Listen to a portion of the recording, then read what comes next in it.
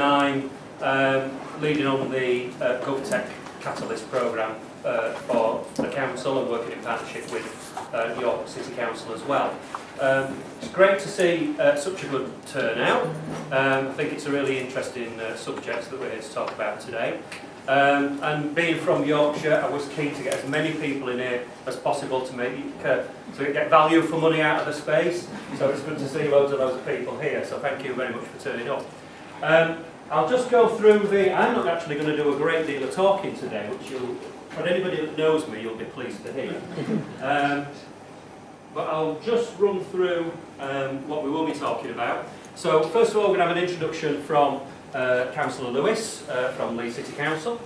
I'll then play if the technology works, and in these cases it often doesn't. We'll play a video, it's a 2-minute clip really, just to outline what GovTech is all about for those of you that are not too sure. And in 2 minutes it's a really good explanation of what the programme's all about and how it aims to work.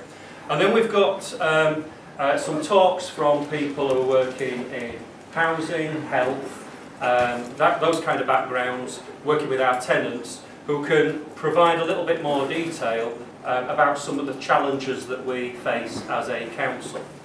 And fingers crossed, if the guys from Government Digital Service arrive because their train was cancelled, they're en route, I'm sure. They're going to go through the GovTech process in more detail, so get into the nitty-gritty. And then throughout all of that, at the end of it, we'll have a Q&A. We'll get the people who have done the presentations back. So if there's any questions that you're thinking about as we're going through the talks, if you can jot them down, then we've got a panel at the end and the opportunity for you to ask those kind of questions. We've got people here as well from Leeds, from a procurement point of view, from comms, from information governance. So if there's any other questions that you might be thinking about, please do feel free to ask those questions as well. And then we should hopefully finish by about maybe 2:30, 2:45, something like that. And then we'll have more teas and coffees. Can't offer them beer, I'm afraid. But pubs are available, local pubs are available. And we'll have an hour or so for networking. Okay? So I'll hand over to Councillor Lewis now to say a few words. Thank you very much for coming, Councillor Lewis.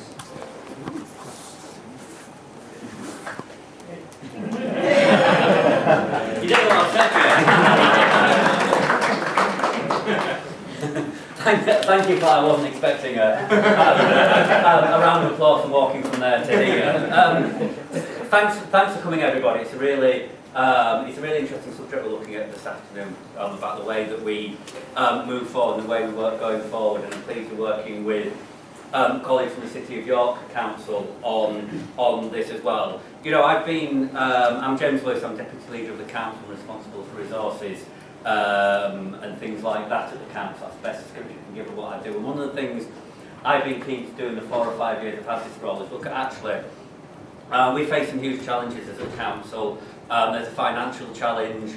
We have £1.5 billion less to spend than we could have done because of austerity. We have a challenge of a very changing population, so we have a growing older population, a growing younger population. We've got challenges about how in a big and growing city we can get everybody into a house and into a good quality house. We've got challenges around how as the city grows we can help people move around. And we've also got, again, we've committed ourselves to, if that wasn't enough, we've committed ourselves to solving climate change in the next 12 years. So there's lots of huge and exciting things going on as a council, and I think we've really always been keen to look at actually, as an organisation in the city, we can look at the council as a sort of provider of statutory functions. We sort of sit there and like a piece of machinery, the cogs all turning, the right things come out the end. Or you can actually look at the council as an organisation that can be a great enabler of things in the city. So a great enabler of things in the city, and a great not just a provider of services to people, but actually as a byproduct of what we do, we also create a huge amount of data, a huge amount of information in the city. We've got a huge amount in Leeds, we've got a huge amount of assets, we're the biggest landowner in the city as well. So actually, how can we use our resources, whether it's data and information, whether it's services, whether it's information on people, obviously have to use that in a non-personalised way if they don't give permission, or assets, land and buildings, to really sort of turn the city into a test bed to look about how we can be much more innovative in the way we look after people in Leeds, provide services in Leeds.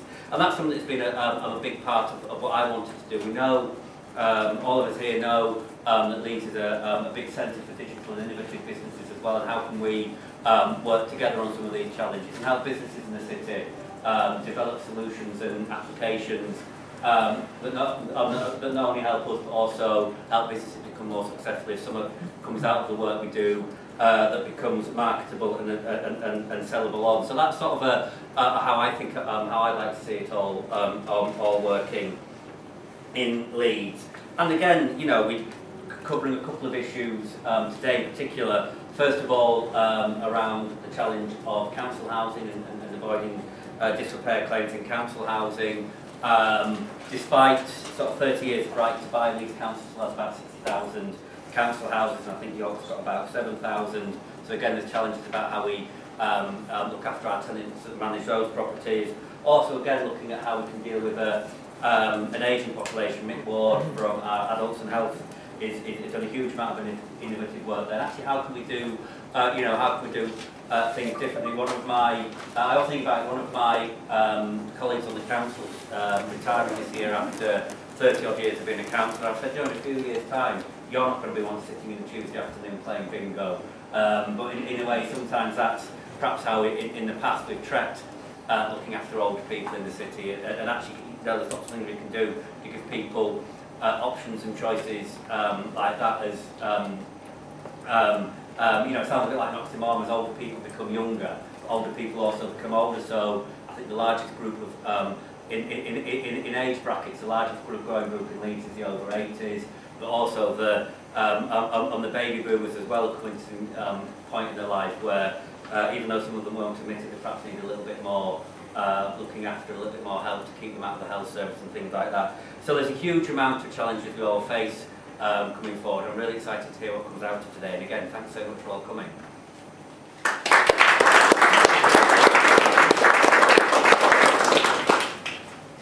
So this is the bit where hopefully the video will work. So let's see if we can get it working. This is a 2-minute video just to set the scene, really.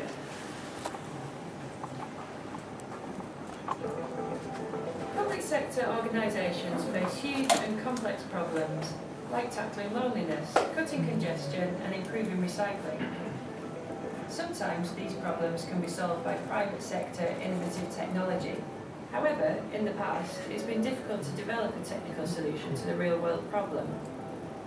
I want to bring emerging technology into government and grow the GovTech sector.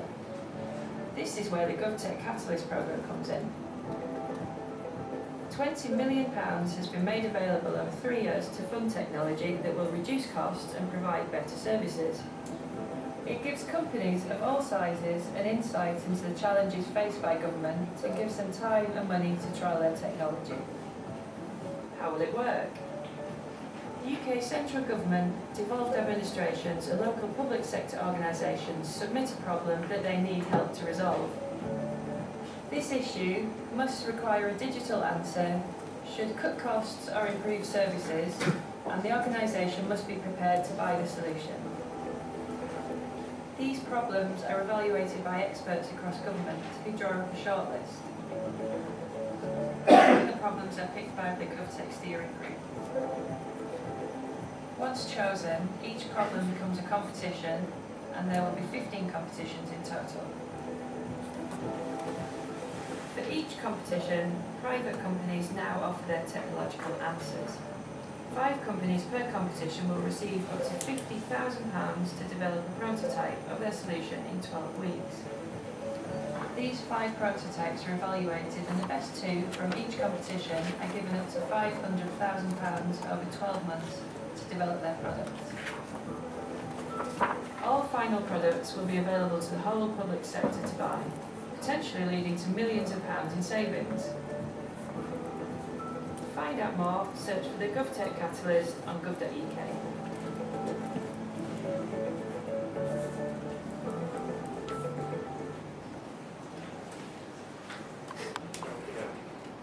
Okay, it works. Good. Okay, so our challenge then is how might we use technology to monitor the condition and quality of the council's housing stock to proactively identify and prevent adverse environmental issues that might impact on a tenant's health. We're keen that this isn't just a housing solution, it's not just a health solution, it's about looking after people in their own home, self-care and prevention and all the rest of it. It's both of those difficult subject matters, if you like, and it's trying to combine the two. It's helping people live in their own homes for longer, managing the housing stock, and also looking after the person. Okay, so on to our talks. First of all then, we've got Rob and David, who work for Leeds City Council, and they manage, they're on the side of housing Leeds that look after the housing stock, the actual physical buildings. So they can tell us about the challenges that they face in their service. Any other? Afternoon, everyone. I'm Rob Gore. I'm the Responsive Repairs Manager for Property and Contracts Division of Housing Leeds, the Council's Housing Management Division. Myself, David Gold, my colleague, he's here as well and will be involved in the Q&A sessions that we have this afternoon. So a quick bit about our service then. So we provide repairs, maintenance and improvements to around 55,000 homes, council homes across the city, and also around 2,000 commercial buildings. Myself and David work for the client arm, call it, the non-delivery arm of Property and Contracts. And we deliver each year over 300,000 jobs. We've got a budget of around 138 million to deliver that works, and we also deliver around £26 million worth of PFI activity in the city. So some of our main challenges then, as we've heard, improving the quality of our homes is what we're about. I guess the challenge for us is doing that in a way that maximises the impact on our tenants' lives, and particularly delivers the most for the vulnerable households across the city. So the main issues for us right now, I guess, are around eradicating damp in our homes, and also separating out structural damp issues, and also tenant lifestyle issues, condensation and mould, which are predominantly about lifestyle issues for our tenants. Improving fire safety right across the council stock, and the initial focus, I guess, has post-Grenfell's been on high-rise stock, but obviously we've got to consider our overall stock across the council. Tackling fuel poverty and improving heating and insulation in our homes, and also understanding more about archetypal problems. So we've 51 different construction types that make up our housing stock across Leeds, 116 multi-storey blocks, and we know that those archetypes bring along different problems, different issues. We also know through the completion of our Decent Homes programme that we've changed the way, as a kind of like an unintentional consequence, we've changed the way that some of our buildings behave, and we need to understand more about that and what that means for us as a service moving forward. Of course, maximising resources is key, and our main challenges are around maximising the benefits of our investment programme, significant investment programme, but we've also got a significant range of priorities and competing priorities across the city. So where do we deliver the most benefit? As a city, we deliver around 200,000 repairs to council homes each year, and then maybe 100,000 cyclical and maintenance jobs, and then our improvement programme. We deliver too many responsive repairs, so a challenge for us is to carry out more planned preventative maintenance. more in-time improvements and reduce down responsive repairs, drive more value out of the repair service. We have our own internal service provider in Leeds, Leeds Building Services, turn over about £65 million worth of work each year, and as the aspiration for the city is to grow the internal service provider, improving productivity is key for us. Obviously we don't want to expand and grow without being as productive as we can be. Alluded to, I guess, at the start in terms of disrepair, got to mention, but what we need to be able to do as a city is defend claims against the council with more rigour and more robustly. So using data, using facts, using evidence to enable us to do that, to reduce down the cost that those claims bring to the council.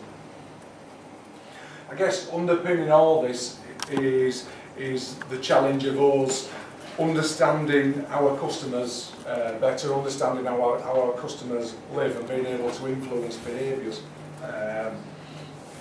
We need to find a way of improving tenant awareness of some of the key issues and using that to help us work with tenants to improve education, to use self-help, to improve living conditions and as I say, drive more value out of the services and improve the quality of our homes as a partnership.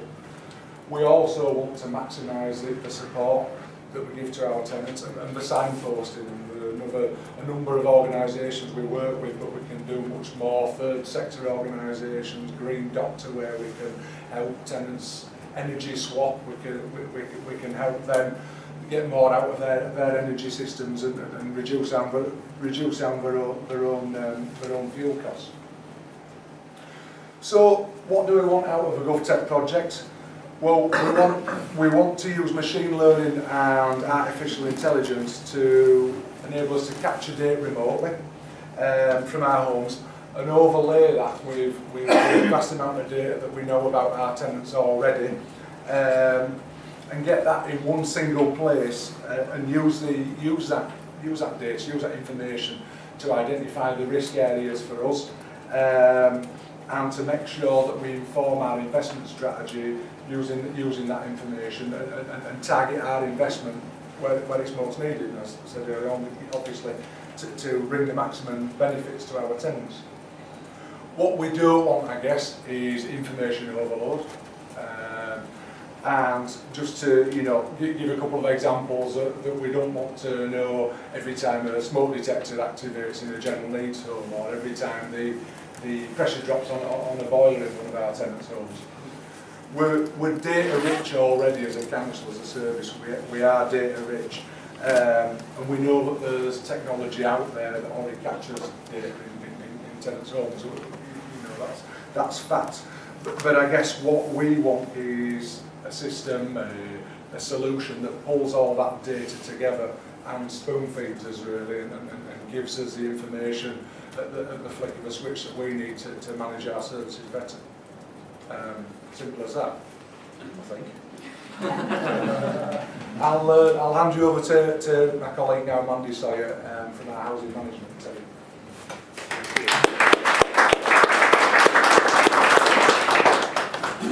Good afternoon, everyone. I work closely with Rob, but rather than working on the property side, I'm head of service responsible for more the tenancy side of the service. So providing tenancy management services to the 55,000 council homes. That includes things like letting homes, collecting rent, managing any tenancy issues, and supporting our tenants with additional support services and adaptations, etc. So the challenges for us, from a tenant perspective, we've very much got an ageing tenant population, obviously reflecting the national picture. So 25% of our tenants are aged over 65. But not only that, we do house more vulnerable Leeds residents. So 44% of our tenants identify themselves as having a disability or a long-term health condition. So some of those are over 65, but obviously some are younger as well. So we've got a population that's particularly vulnerable to health and wellbeing conditions that are linked to property, the home, the quality of the home. Also got issues around affordability. Many of our residents are on benefits, so 61% of our tenants receive some form of support in paying their rent. That means we've got real affordability issues in terms of heating homes and keeping warm and healthy within the home. So we've got a number of measures already in place to support our residents, but they tend to be very manual. So we have daily contact with our tenants when they ring us with a problem. But as a minimum, we visit all of our tenants once a year, and that's our opportunity to identify if there's a problem in the home in terms of the condition of the home or the condition of the tenant in terms of their health and well-being, and identifying where we need to intervene and support that individual. However, that's once a year unless they contact us. So we've got a real gap in terms of that ongoing monitoring.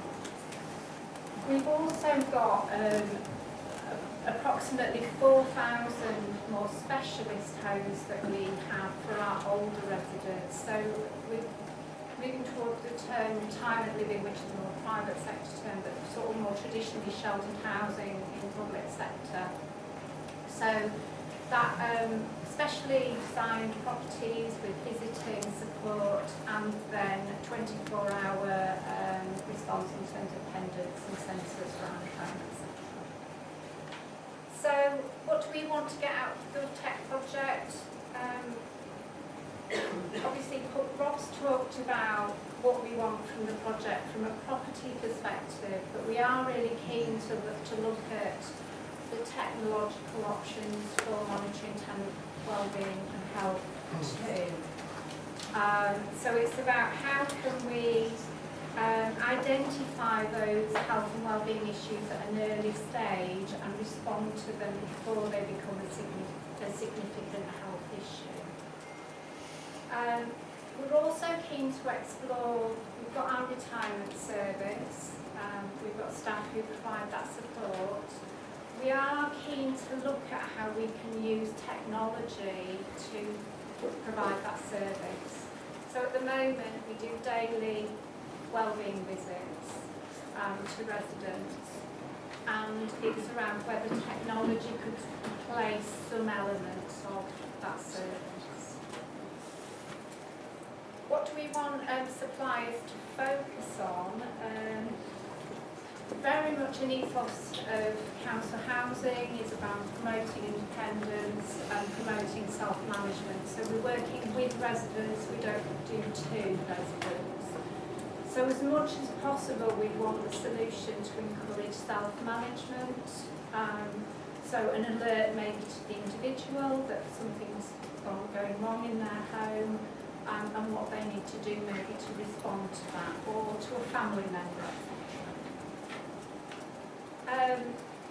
We would want any solution to be harmonious with our current system. We have the 24-hour response dependence, etc. We want something to be harmonious with that. We wouldn't want to be running two different systems concurrently.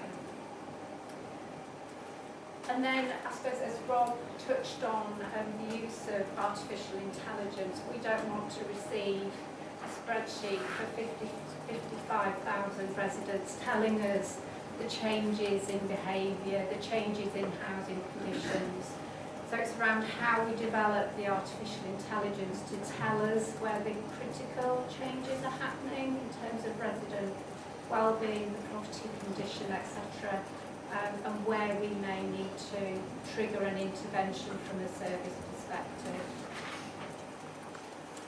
We obviously need to manage volumes. As Councillor Lewis indicated, we have local government budgets have reduced. We have no additional staffing resources to respond to alerts, so it would have to be really carefully managed in terms of volumes and where the signposting then went in terms of agency support, service support and at what point those triggers will be happening. And then finally, I think it's really important that we learn overall what the trends are with our properties, but also the impact of housing conditions on individuals' health and well-being, so that we can build a picture on what has the biggest impact on health and well-being and how can we use that strategically as a council to influence where we invest most. So what is it that has the biggest impact on health and well-being, and that will target our investment strategy and our services to residents. Okay, thank you.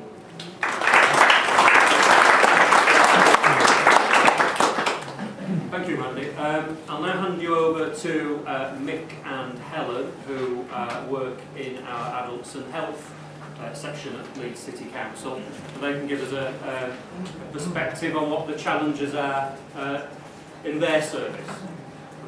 Well, so I'm on the head of public health in Leeds City Council. I've previously been doing it around older people and now a little bit around housing and health and other things. And I'm obviously Mick Ward, I'm Chief Officer for Transformation and Innovation in Adults and Health.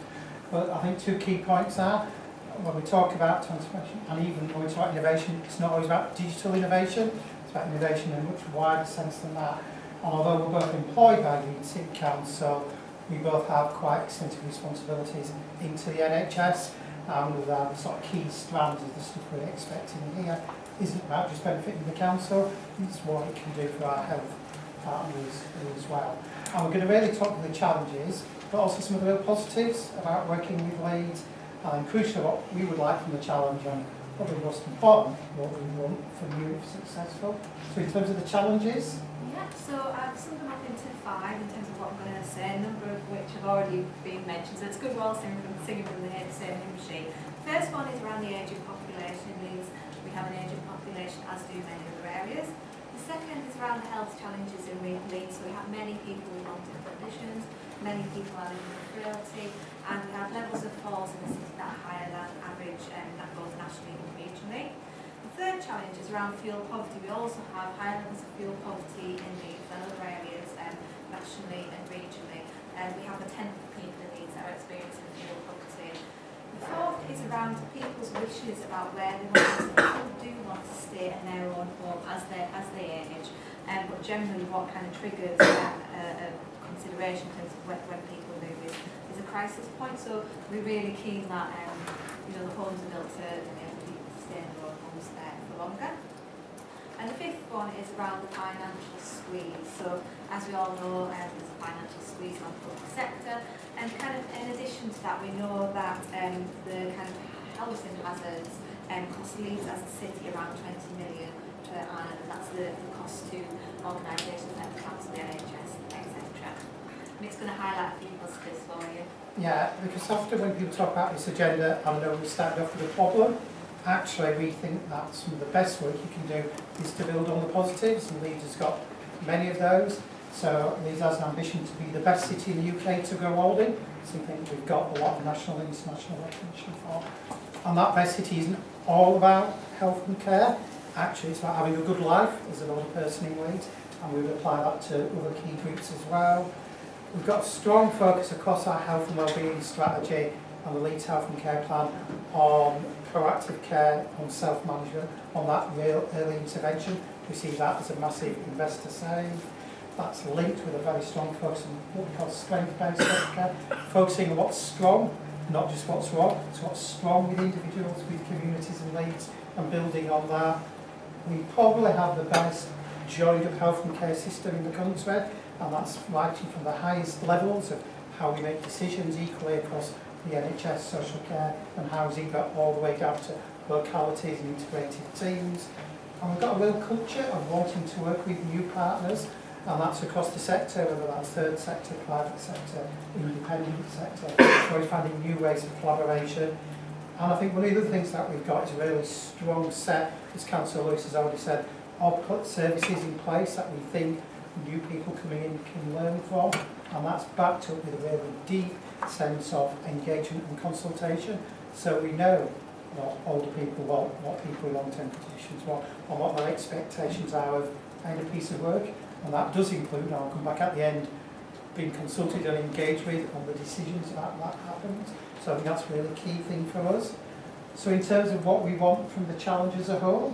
Yeah, and I can sum these up into a few key points. So we want better housing that improves health and well-being. We want to ensure that the solutions might also have additional benefits such as promoting healthy living lifestyles in people that live in those houses.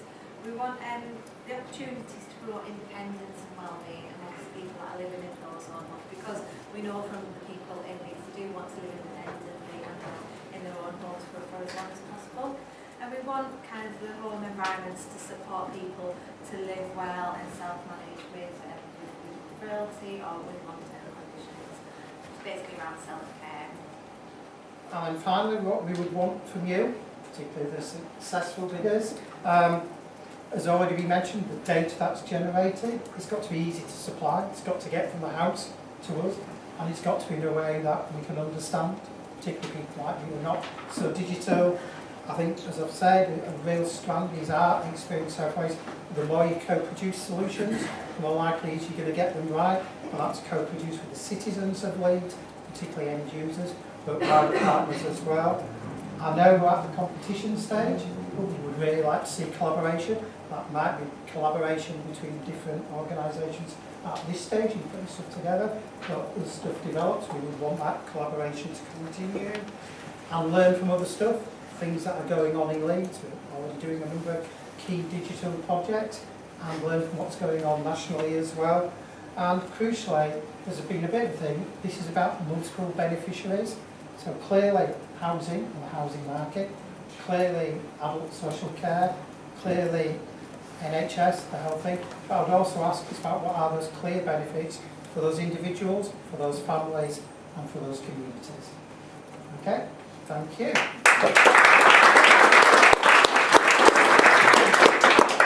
Thank you very much. Okay, so just before we get into the nitty-gritty of the application process, I'd like to introduce Simon Donnelly, who's working, as I said earlier, this is a joint proposal, if you like, a joint competition with City of York Council. Now, York have already done some work, low-level work, a pilot project in this area. So it'd be really good to hear from Simon to find out what they've learned, what are the challenges that they've faced throughout that process, and what they want to get out of this one. So I'll hand you over to Simon. Thank you. Thank you, Stephen. We do like to be a little bit ahead of Leeds.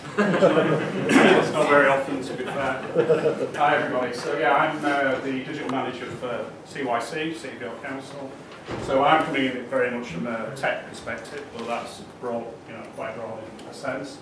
So what kind of led us to supporting Leeds in this space is we've done some, as Steve mentioned, some proof of concept stuff.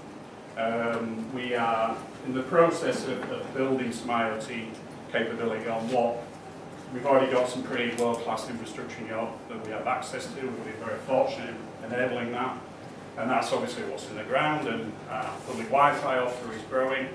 So the IoT aspect of that is kind of part of that layer cake.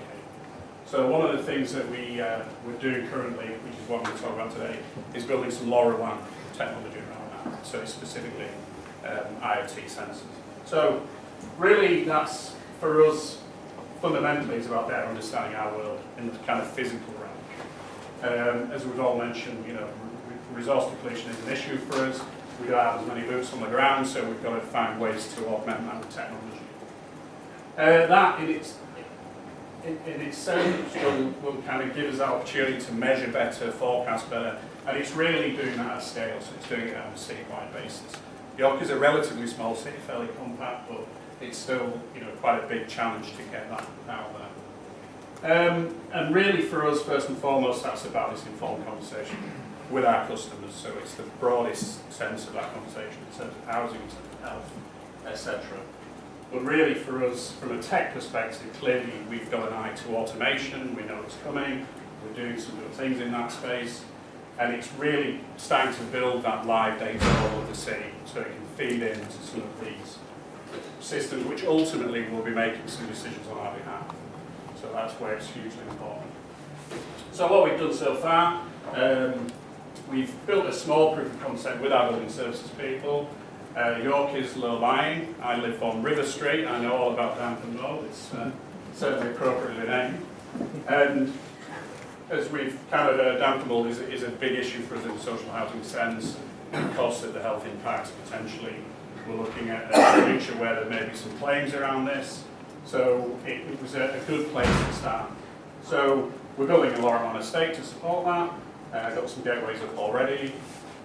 We've put some sensors out there. These are mostly decants, voids, but it's properties that we know have got some issues. So it's kind of baselining what this data is going to be looking like. And that's usually classic temperature, humidity, CO2 to get an understanding of the propensity for downfall, that there is clearly damp there. And the current solution really just feeds that into a dashboard to generate some kind of visualization, get some insights from that, generate some basic alerts on kind of ledgers and stuff. So what we've kind of learned, even within this relatively small trial, as with any networking technology, connectivity is absolutely king. Lorrimont in particular is a challenge for a city like City of York. We're a low-lying place. There's not a lot of vantage points. They won't let us put things on the Minster, which I think is terribly unfair. It would make life a lot easier if we did. So there's been some challenges in just getting it lit up in terms of that kind of layer of IoT. We're obviously looking at narrowband IoT, etc. as well. Key, I think, already coming out is that customer element. I head up software development. A big part of that is user design. We're big followers of the GDS approach, so we do like to involve users, customers at a very early stage.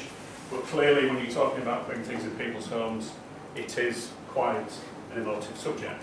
We did have some early comms go out. They went out a little bit earlier than we'd actually anticipated, and there was quite a strong response from certain active tenants with regards to that. So there's a big piece to do in terms of getting customers on board. The other aspects of this clearly, as we've already touched on, I think these are using a very joined up approach to this, which is fantastic, is that data will not respect our internal boundaries. There will be stuff in that data, clearly obvious things like fuel poverty, that mean there are impacts here, there are potential cross-agency impacts. So it's kind of how